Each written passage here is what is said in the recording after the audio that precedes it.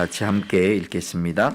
굳세고 용감하여라. 내가 이 백성의 조상에게 주기로 맹세한 땅을 이 백성에게 유산으로 물려줄 사람이 바로 너다. 오직 너는 크게 용기를 내어 나의 종 모세가 너에게 지시한 모든 율법을 다 지키고 오른쪽으로나 왼쪽으로 치우치지 않도록 하여라. 그러면 내가 어디를 가든지 성공할 것이다. 이 율법책의 말씀을 늘 읽고 밤낮으로 그것을 공부하여 이 율법책에 쓰여진 대로 모든 것을 성심껏 실천하여라. 그리하면 내가 가는 길이 순조로울 것이며 내가 성공할 것이다. 내가 너에게 굳세고 용감하라고 명하지 않았느냐? 너는 두려워하거나 낙담하지 말아라. 내가 어디로 가든지 너의 주 나 하나님이 함께 있겠다. 아멘. 하나님 앞에 하나님 아버지, 매주일마다 이렇게 우리가 하나님 앞에 올 수 있고 또 혼자 오지 아니하고 가족들의 손을 잡고 함께 하나님 앞에 뵈러 나올 수 있게 하심을 감사합니다. 주님 만나면 뭔가 달라지게 하시고 하나님 안에 있으면 우리의 삶이 이 세상에 하나님 없는 사람과는 다른 그 무엇이 있음을 우리가 많이 경험하기를 소원합니다. 하나님 안에 있는 사람들의 변화가 한 주간 한 주간 있게 하시고 이 한 주간도 하나님의 보호하심과 인도하심이 각자가 처해 있는 그곳에서 주께서 은혜 베풀어 주시기를 간절히 기도하옵나이다. 특별히 하나님의 치유와 하나님의 은혜가 필요한 육신의 질병과 영적인 아버지의 어려움과 또 마음의 힘듦이 있는 그 어떤 상황이든지 하나님의 자비가 필요로 하는 우리 사랑하는 식구들 주께서 찾아가 주시고 다시 무릎을 일으켜 세워주시고 하나님께 가까이 나아가는 큰 은혜가 이번 한 주간 또 사경의 기간 동안 있을 수 있도록 축복하여 주시옵소서. 우리 구주 예수님의 이름으로 기도하옵나이다. 아멘. 성가대에 찬양이 있겠습니다.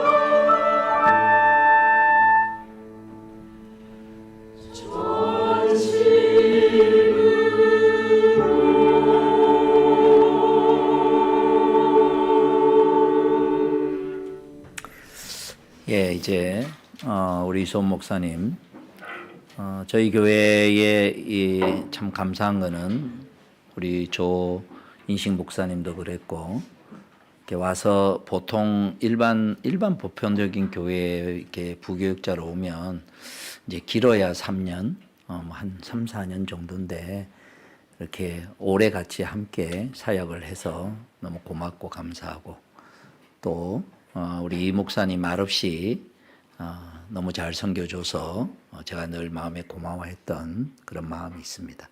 이제 하나님 말씀 우리 함께 나누도록 하겠습니다.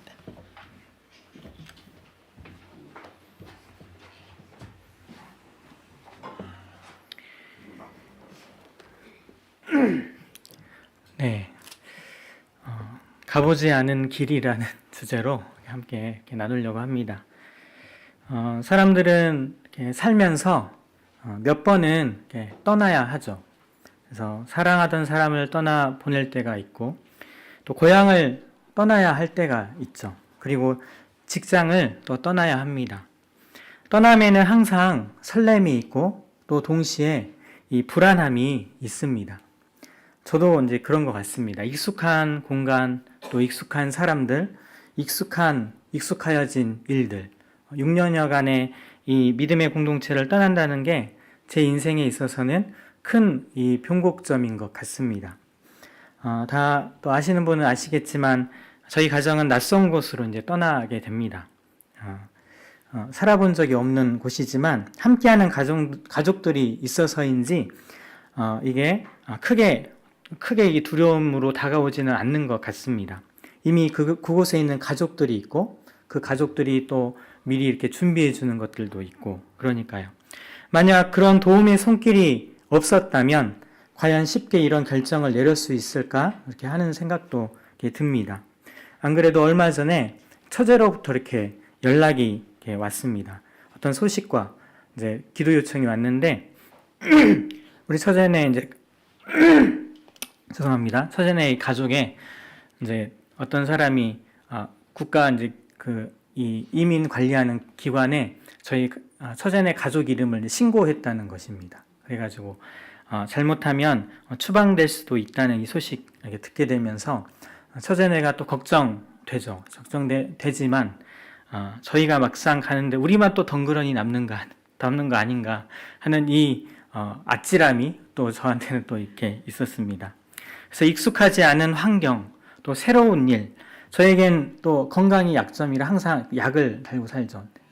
우리나라가 좋은 나라인데 약을 또 다 이렇게 무료로 줍니다. 검사도. 하지만 또 그 나라는 그렇지 않기 때문에 또 잘 버텨낼 수 있을지, 또 개척을 한다고 했는데 일하면서 교회를 잘 세워 나아갈 수 있을지, 아니 그냥 제 한 가정, 이 가정이라도 잘 이렇게 건사할 수 있을지 이렇게 두려움이 있는 것이죠. 설렘도 있지만 분명 이 두려움이 있음을 부인할 수 없습니다. 사람들은 아무리 길이 험해도 늘 다니던 길이라면 전혀 문제가 되지 않지만 이 처음 가는 길이라면 긴장을 하게 되는 것이죠. 그래서 교통사고도 초행길에 많이 일어나는 것이고, 직장도 처음 1년을 견디는 것이 가장 중요하고 또 가장 힘들다고 이렇게 말을 합니다. 그런데 아무리 처음 가보는 길이고 처음 당하는 일이라 할지라도 누군가 함께하는 사람이 있다면, 그리고 특히 믿을 만한 사람이, 또 이미 경험했던 사람이 있다면 이 길이 험해서 못 가겠다 하는 말은 하지 않을 것입니다. 오늘 이스라엘 백성들은 그 이집트의 이 착취와 또 이 고생이 끔찍하게 싫어서 탈출하고 싶었습니다.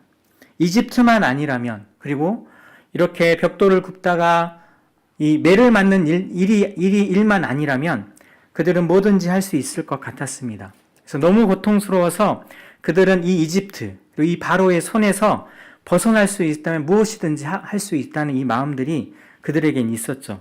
그들은 정말로 변화를 원했습니다. 그래서 그들의 삶에. 그리고 그들은 진정으로 해방되어지는 것을 원했죠. 그래서 그들은 간절하게 하나님 앞에 부르짖고 이 하나님 앞에 바로의 손에서 구원의 손길을 내밀어 달라고 간절히 그렇게 부르짖었습니다. 그때에 모세가 나타난 것이죠.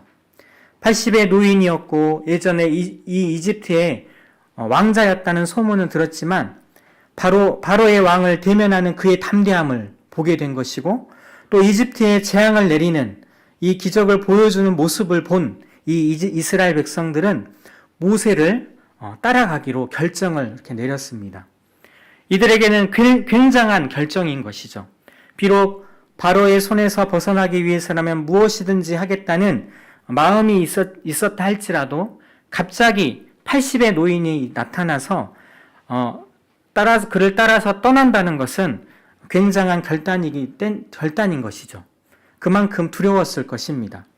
지난 이집트에서의 400년의 이 기간이 자기 조상들이 대대로 살아왔던 그런 곳이고 또 힘들지만 정이 들어 있었고 마음에 들지 않는 일들을 한다 할지라도 그 고생스러움조차 익숙하게 되어진 그런 삶의 공간이 그들이 살았던 이 이집트 땅일 것입니다. 그런데 이것을 떠난다는 것이죠. 물론 그들이 그 익숙한 이집트 땅을 떠날 수 있었던 것은 하나님에 대한 그 믿음 때문이었겠지만 지난 수십 년 동안 마음에 뒀었던 것을 실제로 실행할 수 있었던 것은 바로 이제 모세 때문일 것입니다. 새로운 땅에 대한 설레임 못지않게 두려움과 이 불안함으로 드디어 그 길을 이제 떠나게 되죠. 무서웠을 것입니다. 그래서 비록 그들이 원했음에도 불구하고 돌발 상황이 생기면 바로 어김없이 불평을 했고 끊임없이 이어지는 부정적인 말들과 비판을 쏟아내면서 이집트를 떠난 것에 대해 후회하고 몇 번이고 되돌아가기를 그렇게 후회한 그들의 모습을 우리는 압니다. 그래도 하나님께서는 이러한 이스라엘 백성들을 위해서 그들이 광야를 지날 때 당신께서 그들과 함께 계신다는 것을 여러 가지 방법으로 알게 해주셨죠. 아침이면 구름 기둥으로, 또 저녁이 되면 불 기둥으로, 또 매일 그렇게 인도하시면서 하나님이 우리와 함께 계시는구나 그것을 알게 해주셨습니다. 그리고 매일 아침에는 이 만나를 주시면서 이것은 하나님께서 그들의 필요를 채워주신다는 것에 대한 가장 큰 증거였습니다. 우리도 하나님께서 이렇게 확실한 이런 증거를 보여주신다면 정말 험한 길이라 하지만 끝까지 그 길을 가는 데에 결코 힘들다 말하지 않을 수 있을 것 같습니다. 지금 내 체제를 돌아보면 그리고 우리도 나름 다들 참 힘든 그런 과정에 있다고 또 볼 수 있을 것입니다. 이런 이스라엘 백성들을 보면 부럽기조차 합니다. 항상 하나님이 계심을, 하나님이 인도하시고 채워주시는 것을 볼 수 있으니 말입니다. 하지만 우리 인간은 그렇게 신실하지가 않습니다. 아무리 대단한 것이라 할지라도 일단 익숙해지면 그 가치를 잊어버리는 법이잖아요. 우리 자신을 돌아보면 매일 보는 구름 기둥, 또 매일 보는 불 기둥, 그리고 매일 아침 이 주시는 먹는 그 만나도 언제부터인지 당연시 되기 시작하는 것입니다. 그리고 감동이 되지 않는 것이죠. 매일 반복되기 때문에. 그 백성들이 광야 생활을 하면서 넘어지지 않도록 한 실제적인 힘은 사실은 이 구름 기둥이나 불 기둥, 만나가 아니라 모세였습니다. 그들이 넘어지지 않았던 것은 모세 때문이었죠. 이스라엘 백성들이 하나님 앞에서 결정적으로 그렇게 넘어지게 된 게 언제인지 아십니까? 십계명을 받기 위해서 모세가 시내산에 올라갔을 때 모세가 없었던 그 40일 동안에 이스라엘 백성들은 넘어졌습니다. 그때도 구름 기둥은 있었습니다. 그 40일 동안 그때에도 불 기둥은 있었죠. 그때에도 만나는 내려졌습니다. 하지만 모세가 보이지 않자 그들은 두려워하기 시작했고 불안해서 너무 두려워서 아론에게 이 금송아지를 만들도록 강요할 수밖에 없었습니다. 어떻게 저럴 수 있을까? 이 이스라엘 백성들이 그렇게 생각할 수도 있겠지만 얼마나 불안했으면 너무 두려워서 그랬다면 그럴 수도 있겠다는 생각도 해보긴 합니다. 모세가 산에서 이렇게 내려왔습니다. 그리고 금송아지 만든 것을 보고 불같이 화를 내었죠. 그리고 그 계명 받은 이 돌판을 집어 던지고 불같이 화를 내면서 노아했죠. 모세가 돌아오니까 그들은 안심했을 것입니다. 그렇게 화를 내는 모세가 앞에 있어도 모세가 있으니 그래도 안심이다라는 그런 마음이 들었을 것 같습니다. 불기둥도 만나도 그들에게는 힘이 되었지만 모세를 통해 그들을 인도하시는 것을 보았기 때문에 단순히 그의 지도력 때문이 아니라 모세가 함께하면 하나님이 그들을 버리지 않을 것이라는 것, 하나님이 그들과 함께 하실 것 같아서 안심이 되었습니다. 시내산에 올랐던 40일을 빼고 모세는 그 후 38년 동안 한 번도 그 백성을 떠난 적이 없습니다. 언제나 그 백성과 함께 했고 또 그 백성을 위해서 기도했고 그리고 그들에게 하나님의 뜻을 보여주었죠. 그런데 모세가 죽었습니다. 가나안을 눈앞에 두고 정복과 정착, 너무나 큰 이 과제를 남겨두고 이 모세가 갑자기 죽은 것이죠. 기력이 쇠하지도 않고 항상 건강해서 그 가나안을 점령할 때까지 같이 할 것만 같았던 이 모세가 죽은 것입니다. 가나안에 들어가면 이제 더 이상 구름 기둥도 없고 또 들어가면 불 기둥도 없을 것입니다. 그리고 아침마다 광야에서 만나를 주셨던 이 만나도 이제는 없을 터인데 모세까지 이제 없는 것이죠. 사라진 것입니다. 여러분들은 이 백성들의 불안과 두려움을 좀 이렇게 느껴지십니까?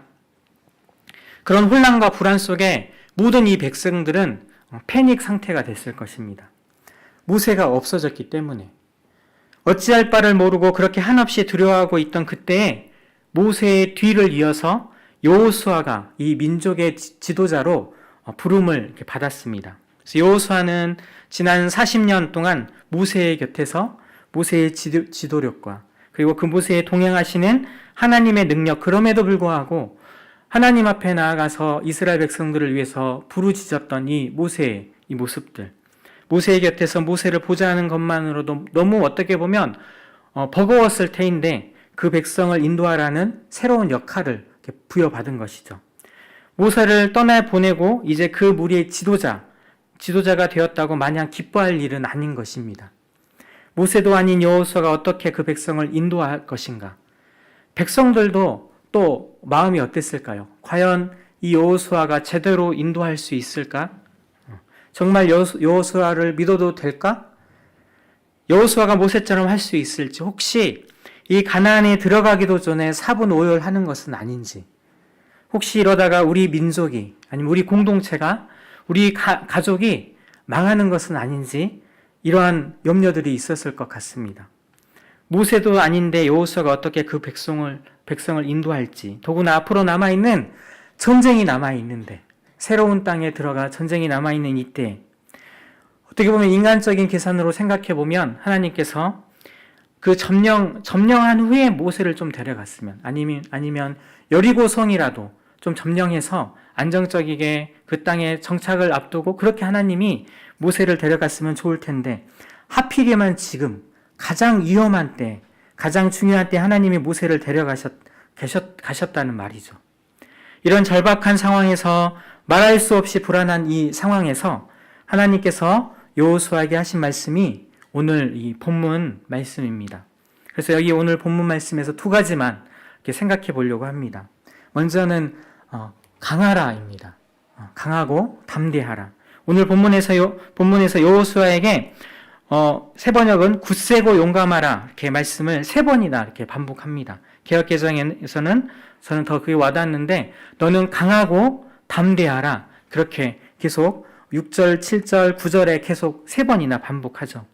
이렇게 하신 것은 그만큼 여호수아가 두려웠다는 의미일 것입니다. 그런데 도대체 이 굳세고 용감하여 강하라는 이건 무슨 뜻일까요? 무슨 의미일까요? 어떻게 하는 게 강하고 담대한 것일까요? 백성들에게 밀리지 말고 용감하고 과감하게 백성을 인도하라는 그런 의미일까요? 그 백성들 너 앞에서 함부로 대하지 못하게 하고 꼼짝도 못하게 강하게 하라는 그런 그렇게 과감하게 인도하라는 그런 의미였을까요? 백성들이 나를 어렵게 하는 대상으로 여겼다면 그럴 수도 있겠습니다. 하지만 백성들을 섬기고 그렇게 인도할 그런 대상인 것이죠. 이 백성들은. 비록 모두가 다 어려운 상황이지만 강하고 담대할 대상은 백성들이 아니라 자기 자신입니다. 그래서 강함이란 하나님을 신뢰함으로 강하여지는 것이고, 이 강함이란 하나님께서 부르신 부름에 대한 이 확신을 의미하는 것이지 백성을 휘어잡고 꼼짝 못하게 할 수 있는 그런 강력한 리더십을 갖는 것을 의미하지는 않는 것이죠. 어쩌면 우리 한국교회는 이러한 강력한 이러한 리더십에 대한 안 좋은 기억들이 있는 것 같습니다. 그래서 강함이라는 이 말을 들으면 오해하는 것이죠. 저도 그런 것 같습니다. 그래서 강해라라는 말을 들으면 우리도 모르게 떠오르는 생각이 그러면 좀 확실하고 강력하고 과감하게 밀어붙이는 이런 게 먼저 떠오를지도 모릅니다. 그러나 오늘 본문에 하나님께서는 너는 굳세고 용감하라고 이렇게 말씀하실 때 이 강함은, 이 담대함은 하나님에 대한 온전한 신뢰요. 그리고 하나님의 그 부르신 소명에 대한 확신을 의미한다고 이렇게 생각합니다. 그래서 이 강함은 결국 부드러움이겠고 또 이 강함은 철저하게 하나님만 의지하려는 그런 겸손함일 것입니다. 강하라고 하는 이 말씀은 스스로 강하라는 그런 의미가 아니라 강함이 되시는 그 하나님을 의지하라는 의미인 것이죠. 그래서 사람은 누구나 다 본인이 약하다고 생각하기 때문에, 그래서 강하고 싶기 때문에 강해라는 말을 들으면 오해하기가 쉽습니다. 저도 이렇게 강하고 싶었습니다. 성격이 어떻게 보면 좀 내성적이고 또 잘 다가가지 못하기 때문에 저는 강하고 이렇게 싶었습니다. 비교하게 되고 인정받기 위해서 그래서 목회자로서 정말 강해가지고 거침없이 이 공동체를 이렇게 막 끌어가고 저의 통솔력에 모든 사람들이 감동을 하고 네. 그렇게 따라와줬으면 좋겠다는 생각 어떻게 보면 좋지 않습니까? 정말로 아주 강력한 이 카리스마를 가지고 제가 오늘 이 설교 시간에 두 눈을 딱 뜨고 설교하면 고개를 어떻게 들어야 될지, 눈을 어디야 둬야 될지, 그래서 이 말씀을 말하면 지금 벌벌 떨면서 그런 카리스마가 내가 있다면 좋지 않을까 하는 그런 생각도.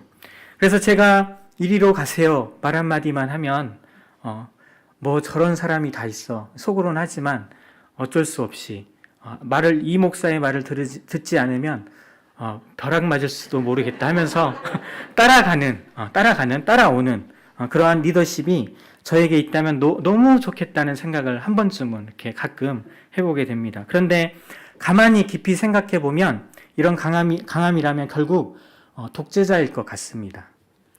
주님은 그걸 원하지 않으시는 것이죠. 강하라는 이 말씀에서 저는 오히려 힘을 빼라는 그런 음성을 듣게 됩니다. 주님만 의지하라는 그런 음성을 듣게 되죠. 강하라는 말은 약함을 알라는 말입니다. 강하라는 말은 아무것도 할 수 없음을 알라는 것이죠. 그래서 철저하게 강함이 되시는 그 하나님을 의지하라는 말일 것입니다. 모세가 처음에 그렇지 않았습니까? 하나님께서 그를 부르셨을 때 모세는 절대로 할 수 없다고 이렇게 말했습니다. 그는 절대로 할 수 없는 이유가, 그가 할 수 없었던 그 이유가 뭔지 아십니까? 약함이었죠. 약함 때문에 못한다고 했습니다. 나는 말이 어둔해서 할 수 없습니다. 하나님 아시지 않습니까? 그 백성들이 나를 따라올지 모르겠습니다. 나는 실패자입니다. 그렇게 내 말을 듣지 않을 것이라고 그렇게 말을 했죠. 어찌 생각하면 겸손인데 또 어찌 생각하면 이것이 겸손을 가장한 열등감이 될 수도 있겠죠. 더 강해져야겠다는 그런 마음이 가득하여서 그런 마음이 있을 수도 있습니다. 남은 몰라도 또 자신은 알 수 있을 것이죠.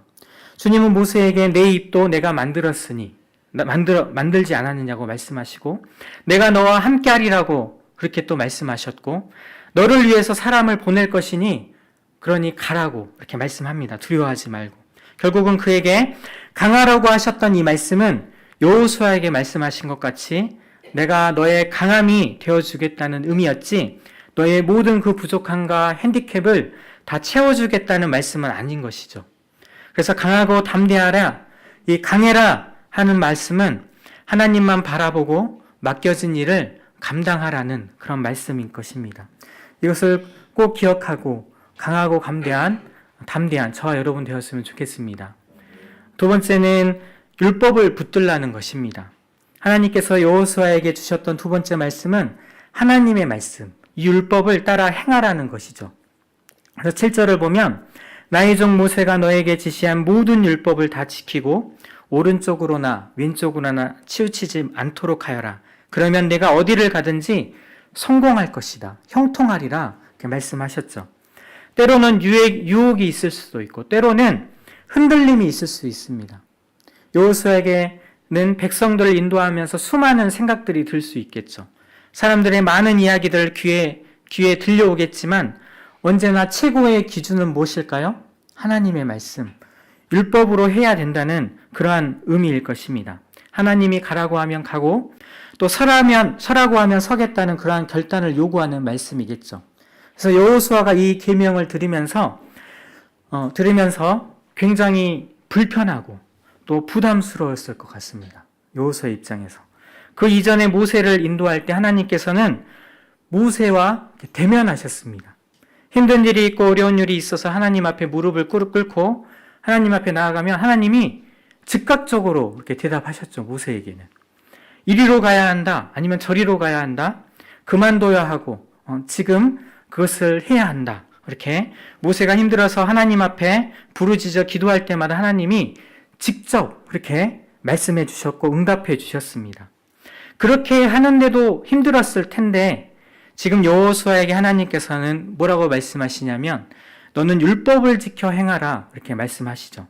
이 말은 이제 안 보여주겠다는 말씀 아닐까요? 이젠 그렇게 안 하시겠다는 뜻인 것이죠. 모세와 같이. 직접 말씀해 주셔도 힘든 판인데 이제는 너는 내 율법을 지켜 행하라. 이게 무슨 말씀인가 하면 하나님의 말씀대로 행하라는 것이죠. 이것은 절대로 쉬운 일이 아닙니다. 사실 우리가 하나님의 말씀대로 행한다고 하지만 때로는 그 의미가 석연치 않은 경우가 많죠. 사랑을 이렇게 말하다 보면 진리를 놓칠 때가 있고 진리에 집중하다 보면 사랑을 놓칠 때가 있습니다. 하나님 사랑, 이웃 사랑을 말하지만 하나님을 더 집중해서 보다 보면 사람들을 바라보지 못하고 놓칠 때가 있고 아니면 사람들을 집중하다 보면 하나님을 놓칠 때가 있습니다. 이런 긴장 속에서 끊임없는 갈등의 연속이 바로 말씀을 따라 그렇게 살아가는 삶이죠.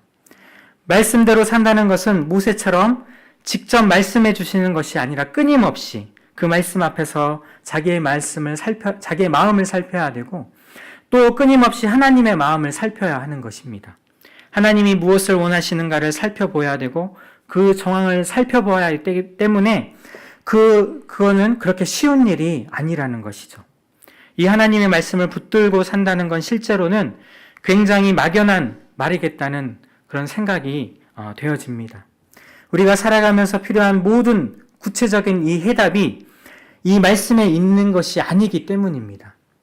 모세는 고비고비마다 하나님 앞에 무릎을 꿇고 하나님의 뜻을 찾았다지만 그때마다 하나님께서 갈 길을 알려주셨는데 율법은 그렇게 가르쳐주지 않는다는 것이죠. 우리도 마찬가지 아닐까요?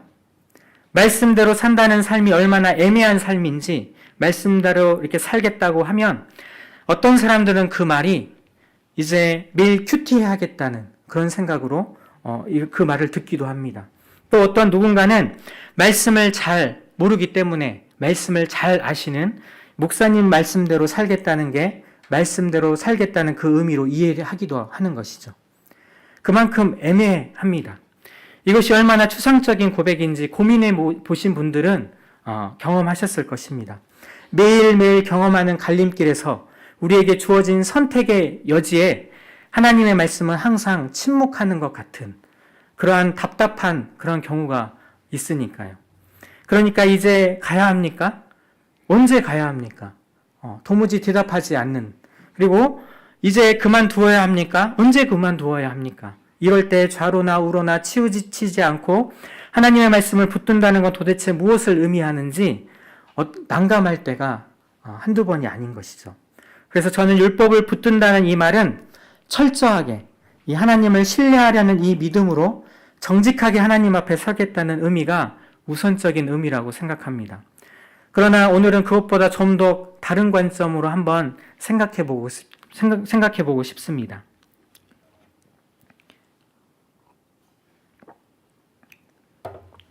하나님께서 말씀하신 율법의 이 완성은 성경이 아니라 바로 예수 그리스도라고 저는 이해합니다. 성경이 완성된 하나님의 절대적인 말씀이 아니라는 것이 아니라 그 이 율법이 그리고 이 성경이 궁극적으로 바라보게 하는 것, 결국은 예수 그리스도라는 의미에서 예수 그리스도가 율법의 완성이라는 말인 것이죠. 그래서 이 율법의 완성은 결국 복음입니다. 따라서 비록 이스라엘 백성들에게 최고의 지도자였던 이 모세가 죽었지만 강하고 담대하라고 말씀하시고 너는 이 율법을 붙들라고 하신 이 약속의 완성, 이것은 모세보다 더 나은 중보자, 이 땅에 오셔서 모든 율법의 요구를 완성하신 예수님에게 있는 것이죠. 그래서 저는 모세가 죽었으나 강하고 담대하여 율법을 붙들라는 하나님의 위로의 말씀을 읽으면서 저는 자꾸 예수님이 이렇게 생각났습니다. 예수 그리스도를 통한 은혜를 생각하게 되는 것이죠. 이 말씀은 위기의 순간에 주님을 붙들라는 말씀이고 그리고 주님의 은혜를 의지해서 이 두려움을 극복하라는 말씀입니다. 실제로 이 주님의 은혜는 우리의 실패와 이 연약함 가운데 우리를 다시 일어나게 만드는 그 힘이 있기 때문입니다. 8절에 보면 말씀을 밤낮으로 읽고 묵상한다는 것은 철저하게 하나님을 의지한다는 것입니다. 그 철저하게 하나님을 의지하고 하나님을 바라보는 이 모든 신앙의 완성과 궁극적인 목표가 바로 우리 주 예수 그리스도에게 있다면 결국 너는 강하고 담대하여 이 율법을 붙들라는 이 말은 너는 너 자신을 의지하지 말고 오직 예수 그리스도를 의지하여 그 앞에 겸손하라는 그 말씀으로 저는 이해를 했습니다. 여러분들에게도 아마 마치 모세가 죽은 것과 같은 그런 위기와 두려움의 순간들이 있으리라고 봅니다. 지금도 아마 그런 순간이 있어서 사랑하는 가족들을 하나님께 먼저 데려가심으로 모세가 떠난 것과 같은 그런 심정, 그렇게 느끼는 사람들이 있을 수 있고 사업을 실패해서 사업의 문을 닫으면서 마치 모세가 떠난 것 같은 그러한 절망과 위기를 겪는 분도 계실 것이고 내가 계획하고 바랬던 것을 다 포기하고 내려놔야 하는 절망과 실망을 경험했던 분들도 계실 것입니다. 뭔가 익숙한 것들을 떠나보내고 익숙한 사람을 떠나보내고 익숙한 일과 환경을 떠나며 과연 전처럼 내가 이 일을 해낼 수 있을까? 아니 무엇이나 잘할 수 있을까? 생각하며 두려움이 앞서는 것이죠. 이것이 사실이고 또한 저에게도 있는 그런 생각들입니다. 잘할 수 있을까? 마치 광야 생활을 마치고 가나안 전쟁을 눈앞에 둔 이 백성들처럼 가보지 않은 길, 그 입구에 서서 근심하고 염려하는 그들의 모습이 저의 이 모습인 것 같았습니다. 참 우리 믿음의 가족들에게 이제 떠나게 되고 그러면서 여러분들에게 무슨 말씀을 하고 가야 하는지 정말 고민하게 되었습니다. 그리고 기도하는 중에 하나님께서 저에게 이제 마음에 그런 평안함을 이렇게 주셨습니다. 미지의 길이지만 그리고 한 번도 경험한 적이 없지만 생각이 복잡해지면 복잡해질수록 주님만 보자. 이것. 그리고 그 은혜에 의지해서 여러분들도 동일하게 그렇게 주님만 바라보며 가자고 이렇게 나누고 싶었습니다. 저는 예수 그리스도의 은혜, 우리를 용서하시고 우리를 회복시키시고 우리를 다시 일으켜 세워주셔서 끝까지 우리와 동행하실 그 예수 그리스도의 은혜에 의지해서 그렇게 가고 싶습니다. 여러분도 그 길을 이렇게 가지 않으시겠습니까? 사람을 보는 것이 아니라 주님을 봐야 하는 것이죠. 우리 위기의 때일수록 사람의 역량이나 그 능력을 볼 때가 아니라 허물 많은 이 죄인들을 용서하시고 자녀 삼으셔서 그래서 그들로 교회되게 하시는 그 은혜를 의지해야 합니다. 이제 저도 이제 교회를 개척하려고 합니다. 어떤 환경이 닥칠지 모르지만 오직 교회의 머리이신 예수 그리스도를 바라볼 때인 것이죠. 여러분도 마찬가지라고 봅니다. 더욱 예수 그리스도를 바라보시기 바랍니다. 그래야 가나안까지 갈 수 있습니다. 그래야 그 앞에 닥칠 여리고 전쟁도 감당할 수 있을 것이고, 그래야 아이성 전쟁도 이렇게 다 감당할 수 있을 것입니다. 주님께서 말씀하셨던 여호수아에게처럼 저는 굳세고 용감하려고 합니다. 아직 가보지 않은 길 앞에서 여호수아처럼 말입니다. 여러분도 각자가 처한 그 상황에서 이 말씀을 들을 수 있기를 바랍니다. 예수 그리스도 그분만이 우리의 소망이고 그분만이 우리가 붙들 수 있는 유일한 분이기 때문이죠. 사랑하는 남성교회 교우 여러분, 어떤 그 변화에도 사람이나 그 환경을 보는 것이 아니라 예수 그리스도를 바라볼 수 있을 때 비로소 서로를 격려할 수 있을 것입니다. 그때의 진정으로 서로를 붙들어 줄 수 있을 것입니다. 서로를 세워주고 서로로 하여금 예수 그리스도만을 바라보게 만들 수 있을 때에 우리는 가나안의 나머지 전쟁을 우리가 감당할 수 있는 것입니다. 어디에 있던 그곳이 여러분의 땅끝일 텐데 그 땅끝에서 죽어서 하늘 보판에서 다시 볼 수 있는 그날 보기까지 굳세고 용기 내어서 강하고 담대하여 주님만 바라보는 저와 여러분 되기를 축복합니다. 아멘.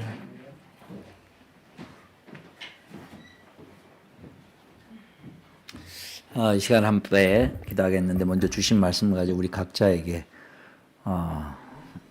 우리 각자가 또 오늘 들은 말씀 가운데 나에게 와닿는 말씀 가지고 하나님 기도하시고, 두 번째는 우리 목사님이 그 캐나다 가시면 가정교회로 개척을 하기를 원합니다. 가정교회로 개척을 한다는 것은 뭐냐면 기존 거기 이제 처제네 식구가 있는데 처제네 식구가 같이 예배 드리려고 그러는 것을 목사님이 거절하셨어요. 그러지 말고 본인들은 본인 교회 다녀라. 우리는 개척한다. 그곳에서 일하면서 만나는 사람 중에 예수 안 믿는 사람들 데리고 가정교회로 개척하기를 원한다.